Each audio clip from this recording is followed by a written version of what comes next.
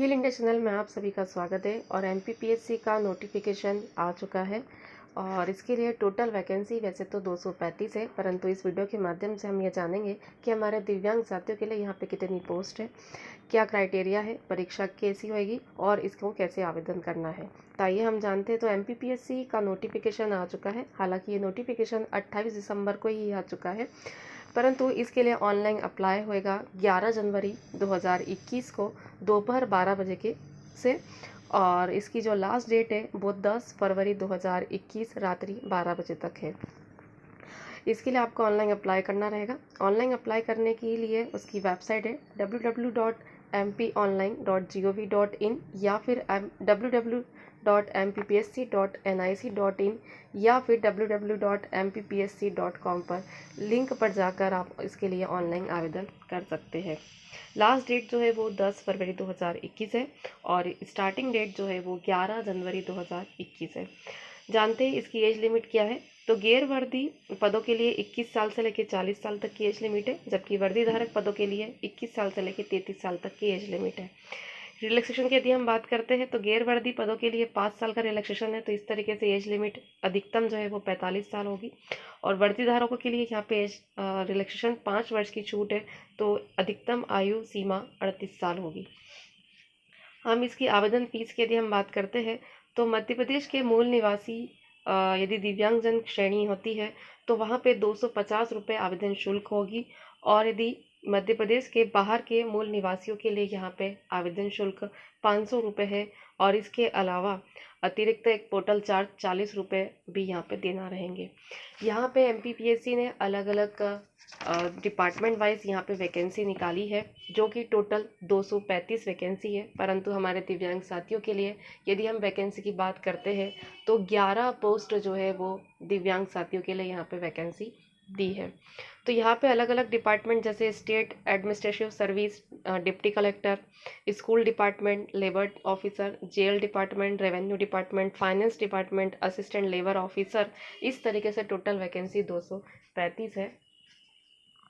और अब हम यह बात करते हैं कि हमारे दिव्यांग साथियों के लिए यहाँ पे कैसे कितनी पोस्ट दी गई है। तो यहाँ पे द्वितीय श्रेणी और तृतीय श्रेणी के हिसाब से अलग अलग डिपार्टमेंट में वैकेंसीज दी गई है। यदि हम बीएच कैटेगरी की यदि हम बात करते हैं, मतलब ब्लाइंड कैटेगरी की यदि हम बात करते हैं, तो द्वितीय श्रेणी में यहाँ पे कोई भी पोस्ट नहीं है। परंतु तृतीय श्रेणी में यदि हम बात करते हैं तो बीएच कैटेगरी में यहाँ पे 3 पोस्ट है।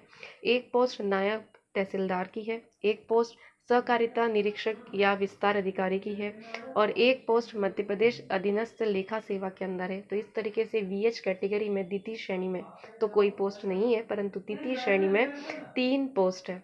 अब यदि हम बात करते हैं एचएच कैटेगरी में, तो एचएच कैटेगरी में द्वितीय श्रेणी में एक पोस्ट है राज्य प्रशासनिक लेखा उप जिलाध्यक्ष में और एक पोस्ट सहायक संचालक में है। ओएच कैटेगरी में बात करते हैं तो एक पोस्ट है सहायक संचालक में। तो इस प्रकार द्वितीय श्रेणी में वीएच कैटेगरी के लिए कोई पोस्ट नहीं है, एचएच कैटेगरी में 2 पोस्ट है और ओएच कैटेगरी में 1 पोस्ट है।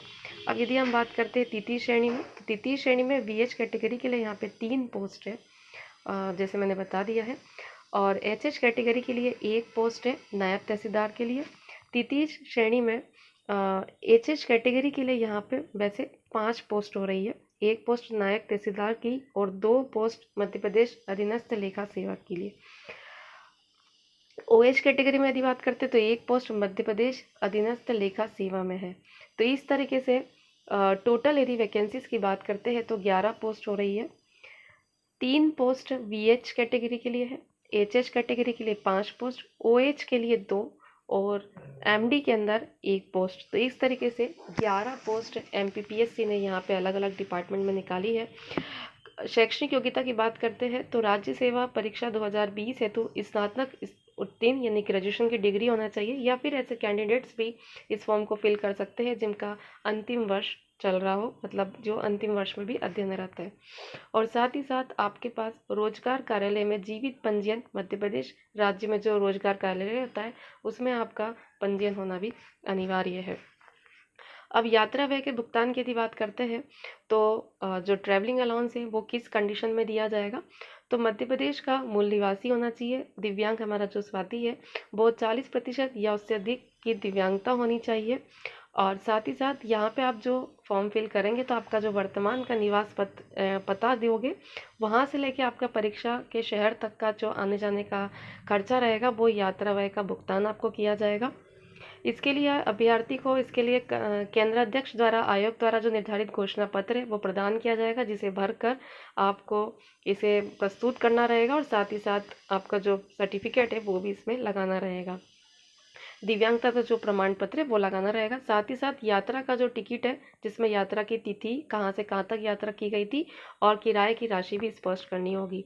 आप जब ऑनलाइन आवेदन करेंगे तब वहाँ पे आपको बैंक अकाउंट नंबर, बैंक का नाम और आईएफएससी कोड भी उल्लेख करना रहेगा। साथ में बैंक पासबुक की जो कॉपी है वो भी स्कैन करके अपलोड करनी रहेगी, यदि आप यात्रा व्यय का भुगतान लेना चाहते हैं तो। अब हम बात करते हैं कि स्क्राइब की क्या गाइडलाइन है। तो दृष्टिबाधित तथा ऐसे दिव्यांगजन जो दोनों हाथों से लिखने में असमर्थ है, उन्हें प्रारंभिक तथा मुख्य परीक्षा में 20 मिनट प्रति घंटा अतिरिक्त समय प्रदान किया जाएगा। और आप राइटर की सुविधा ले सकते हैं। राइटर आपको खुद को स्वयं करना रहेगा। आयोग द्वारा कोई राइटर नहीं दिया जाएगा। उसकी शैक्षणिक योग्यता जो है वो एक स्तर नीची होनी चाहिए। साथ ही साथ अभ्यर्थी को राइटर का मूल फोटो और परिचय पत्र भी प्रस्तुत करना होगा। और राइटर को किसी भी प्रकार का यात्रा व्यय का भुगतान नहीं दिया जाएगा। यहाँ पे स्पष्ट ऐसा लिखा गया है।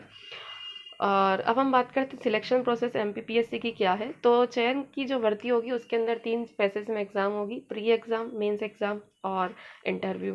तो इस तरीके से एमपीपीएससी का जो है ये नोटिफिकेशन है। राज्य सेवा परीक्षा 2020 एवं राज्य वन सेवा परीक्षा 2020 के लिए संयुक्त प्रारंभिक परीक्षा आयोजित की जाएगी। आवेदक ऑनलाइन आवेदन पत्र में राज्य सेवा परीक्षा एवं राज्य वन सेवा परीक्षा अर्थात दोनों के लिए परीक्षा में आप जब ऑनलाइन अप्लाई करेंगे तो उसका विकल्प सावधानी पूर्वक चयन करें। चयनित विकल्प के अनुसार ही अभ्यर्थी के आवेदन पर विचार किया जाएगा। और आपने यदि एक बार सबमिट कर दिया तो उसके बाद आप उसको चेंज नहीं कर सकते। तो यह एक महत्वपूर्ण बात थी और इसी प्रकार एमपीपीएससी का नोटिफिकेशन था। आई होप कहीं ना कहीं आपको ज़रूर मदद करेगा। हील इंडिया चैनल के साथ बने रहें, चैनल को सब्सक्राइब करें, लाइक करें, शेयर करें। धन्यवाद।